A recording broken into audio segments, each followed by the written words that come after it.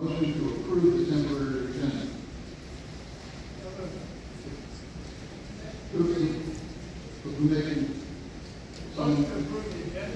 We have a motion to approve the temporary agenda. Motion to make a second and discussion to the motion. Hearing none, we would like to move to a vote. All those in favor say aye. Aye. Those opposed, the ayes have it. The agenda is now established. Next on our agenda would be, I'd like to entertain a motion for approval of the temporary convention movies. Motion's been made. Second. Motion made and second. Any discussion to the motion? Hearing none, we would like to move to a vote. All those in favor say aye. Aye. Those opposed, the ayes have it. At this time, we will allow the Credentials Committee to begin their work and report back to the convention. And while they are doing their work, I'd like to recognize Senator Brian Adams, if he would come and share a little bit of words about what's on your mind on politics and life and anything else. This is our time. This is our time to teach. Senator Adams.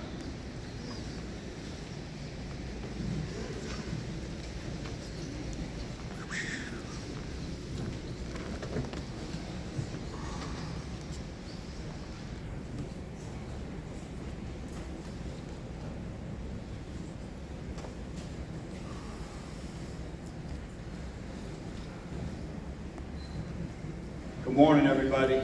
Good morning. This is a good morning to see this room filled. It's been a pleasure. I have been a member of the Republican Party for several years now, and over that time, I have watched the party grow, more people take interest, and this is what it takes for our party to make a statement with our local, state, and federal government.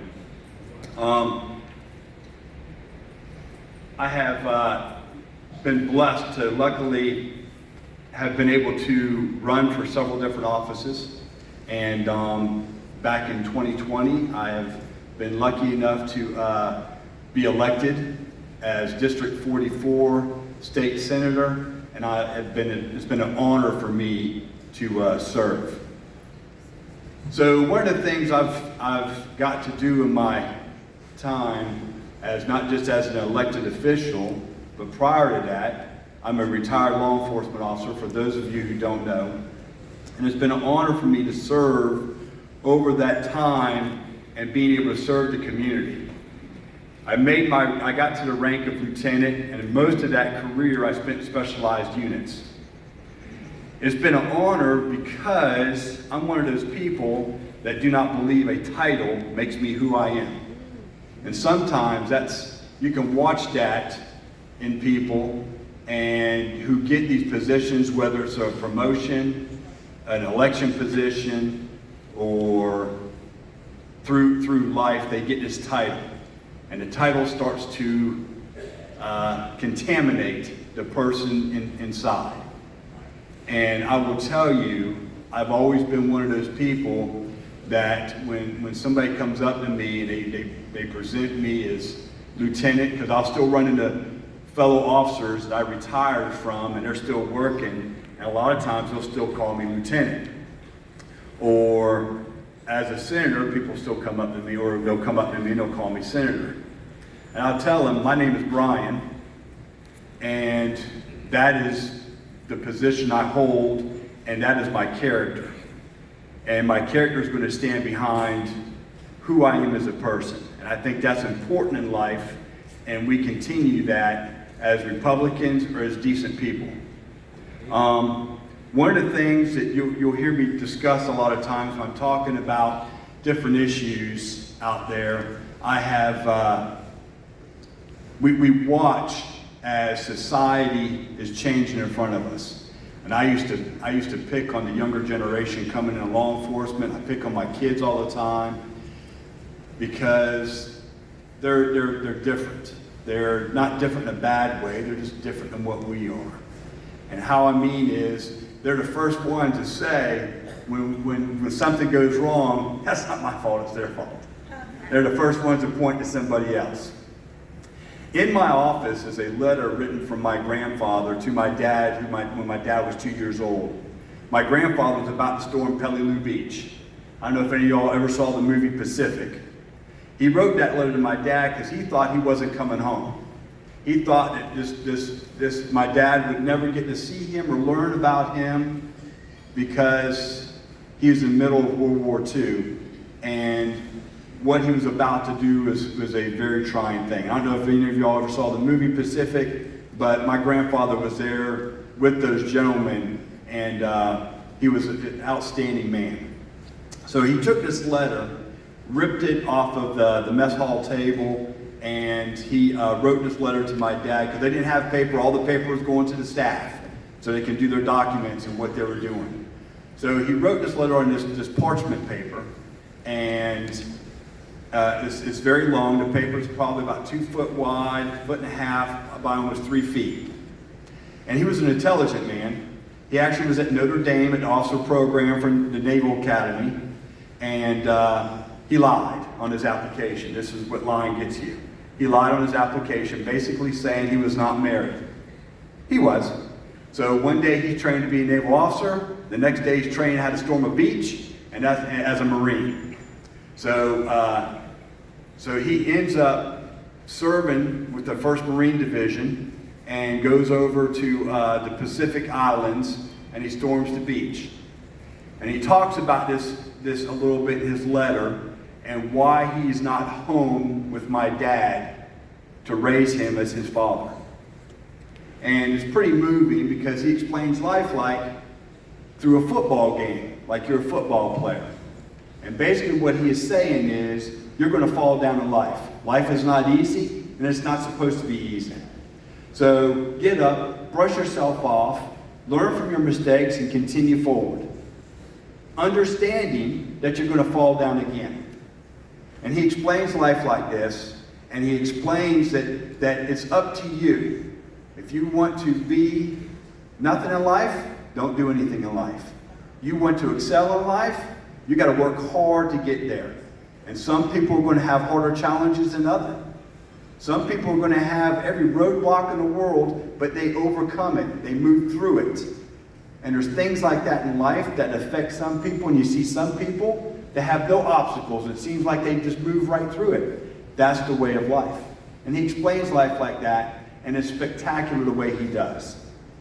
That letter hangs behind my desk, and I am blessed to have that there because it means something to me. And when people come into my office, when you see this letter, it's amazing to me because the first question when people walk into my office say, what is that? Because it's on a parchment paper, like I said. It's really rough looking. You can tell that it's over 80 years old. And then so I give them a copy of that letter. And how many people call me back or write me a letter and say how amazing it was and how it impacted them. And they shared it with their kids, their grandkids, their friends. And it's something that I think we have to get back to in society. So that long story goes back to what I tell people all the time. We have lost the traditions of our family. We've got to get back to our family values. We got to get back to, I teach my kids when they walk out the door, if there's somebody behind them, hold the door for them.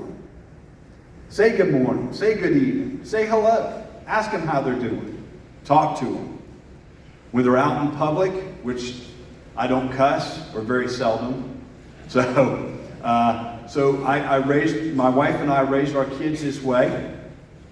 We don't cuss, we treat people with respect, and when you're out in public, I should not have to sit next to somebody who doesn't mind using the F word every 3 times. I shouldn't have to listen to vulgar discussions around my family. That wouldn't happen 15 years ago. Our society is changing. And we have got to get back to the basis of family where we are telling our kids respect others.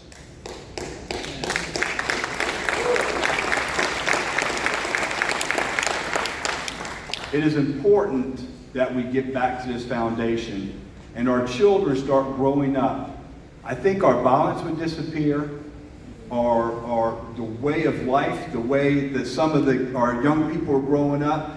They're not committed to what they're doing. Their pride would return. We've lost our pride. We've lost our ability of hard work. And I think that all goes back to our family foundations. We've got to start standing up and pushing our young people again. And we have allowed that to escape us because life has become easier sometimes for us. Now, when I started working in law enforcement, my first yearly salary was just over $16,000. And my dad's yearly salary when he got in the Navy was I think it was just under $8,000. My child law enforcement now goes into law enforcement. Their salary is starting at $54,000 or $50,000 at some agencies in our state. And this is a huge impact on young people going in. They're getting a lot. And you're hearing about these companies, and I'm not saying that's the best or great, we shouldn't pay them anymore. I'm saying yes, we should, but they lost the work, the hard work push. When I would bring in a new officer to my team, and a fellow officer in here that I work with all the time, Gary's in here somewhere, Gary Zimmer, he's over here. So me and him worked together for over 20 years. And a new officer would walk in, and I would assign him his car, his uniform, or whatever he's getting to come to my team. And the first question out of their mouth was, I don't get a new car? I don't get new equipment and new uniforms? I'm like, no, this is it. My first cruiser had a hole in the passenger floorboard that I could literally put a plate over it and fall through. I couldn't warm the inside of my cruiser for nothing in the winter. And, but I was proud of it. I put more armor on that thing. That thing was the shiniest rust bucket that you've ever seen in your life. But that's because I was proud. My parents, my grandparents, they taught me how to be proud of what I was doing. We need to get back to that reality. We need to get back to that with our young people and start pushing them in that and letting them know families first. We need to start working through, get back to our family values, and get back to, my wife she's pretty good at this. I'm probably not as good as she is. When our kids were growing up, they had a time limit on any game. She'd time them. All right, go outside, go play, go do whatever. When we come into dinner or something, she tells them, put your phones down.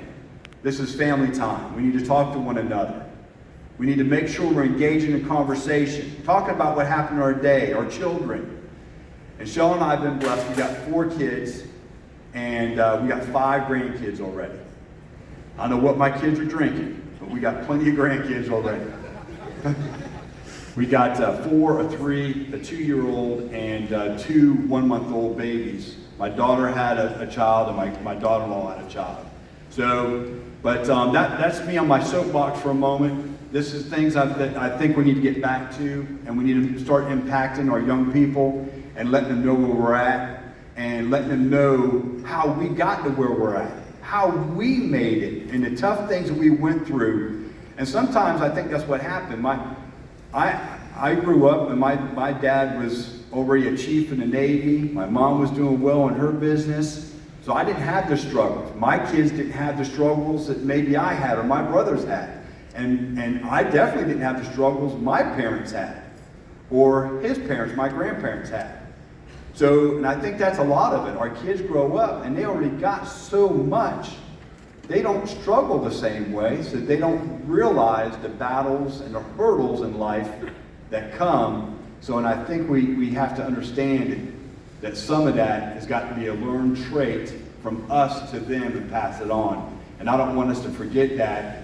And we were, all of us, it looks like in here from the age of everybody, we were all blessed to be impacted. But I still believe to this day we're the greatest generations that saved us and what they sacrificed for us. So, I can't say enough about the World War II generation and their wives and what they did for us and how they impacted so many generations after them. I'm going to let y'all know I've been like I told you, I've been a member of the Berkeley County Republican Party for several years now. I have struggled at times. I have been up at times, down at times, but that is the way it goes. We have to continue to fight for what we believe and argue our stances and our points. But I'm going to tell you what we're losing at, and we cannot fall this way, is politics is like a marriage. And we got to understand we have to respect each other. We could put ourselves in our room like this, and we might agree with each other 90% of the time.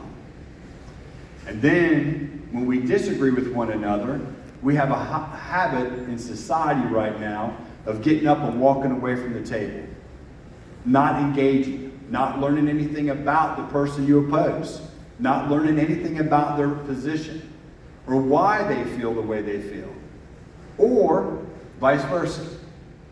And why I say politics is like a marriage is because my wife and I, we do not always agree. I learned later that she was right and I was wrong, but we don't always agree. And when we disagree, that doesn't mean I get up and leave the room and say adios and divorce her. That means we work through our issue, our problem, and I do what she says after that. So that's where we have to get back to. We have to get back to respecting one another, understanding the positions that we're in, arguing our position respectfully, and then moving forward.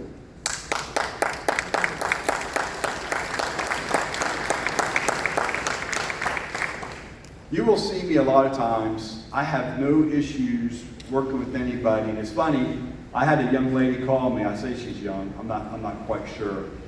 She called me, and she, as soon as I answered the phone, she first was surprised I answered the phone. She says, "Is this in her absence?" I said, "It is." She goes, "Well, I'm surprised you actually answered the phone." I said, "Well, I answer my phone all the time." And that's part of this position. At the end of the day, no matter what the title is, from law enforcement to elected position, I'm a public servant. That's as easy as it is. I'm a public servant. So she called me and she was discussing the vaccine. This was back during COVID. And she is yelling and screaming and saying as much as she could on the phone, as loud as she could. And I listened to her and I talked to her for a while. And I said, "Ma'am, we're in a complete disagreement on this situation because she wanted mandates. She wanted everybody to have to take the vaccine. She wanted everybody to wear a mask. She wanted all this." So I started rattling off what I knew. She started rattling off what she knew. I said, "Well, I'll tell you what. We just have to agree. We're not going to agree right here. And if you remember right, and I'm going to show you how politically your statements are right now. When Trump was still in office, and this vaccine was moving through, Biden and Vice President Harris were the ones that said, "Don't take the vaccine." So she said, "That's not true." So I sent her a video of both of them saying, "Do not take the vaccine." So she at the end, she hung up on me. And I told her, I guess I will not be getting her vote. Which I did not think I got it in 2020 anyways. But that is, I never yelled at her, but that's where it comes from. You have to be able to discuss these situations and understand we're not always going to agree. We just have to respect one another and have the ability to open up and work with one another and see if we can get across that hurdle that's being presented in front of us at that time. I don't know how much more time I have. I guess I'm up here for a while. I got you. I'm sorry? Wrap up now? Okay. So, when I first joined this party, it was roughly a quarter of the size it is today, consisting mostly of a small group of regulars working hard to keep those in the county informed of what was going on with the local, state, and federal government. For years, For years, 4 years ago, Victoria was elected as the county chair of our Berkeley County party. She is an accomplished woman. For example, she was commissioned as South Carolina Palmetto Patriot and received acknowledgement in the Charleston Regional Business Journals and Executive Influential Women in Business. Victoria has been a leader in her industry and most recently chaired the NAA's Legislative Committee. Over the past 4 years, Victoria has encouraged those within the party and those around her on the board to motivate and activate to become an even better Republican Party. Together, the party has grown leaps and bounds. We're now filling the American Legion twice a month during our business meeting and our monthly breakfast. Victoria leads our breakfast in a structured, meaningful, informative manner while being respectful to all. She has increased the number of speakers at the breakfast by inviting a wide range of local and state public servants of government and organizations to inform and keep members of the party abreast of events at local and state levels. The party has now new committees that allow others within the party to engage, increase in their knowledge, and get them ready for advancements within the party. Victoria has done a great job of motivating, preparing, and encouraging others to be engaged. She has not only made the party what it is today, but she will be instrumental in preparing our party for the future.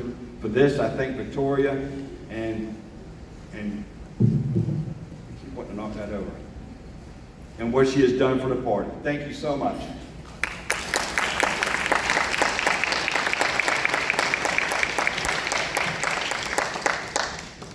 Thank you, Senator Adams.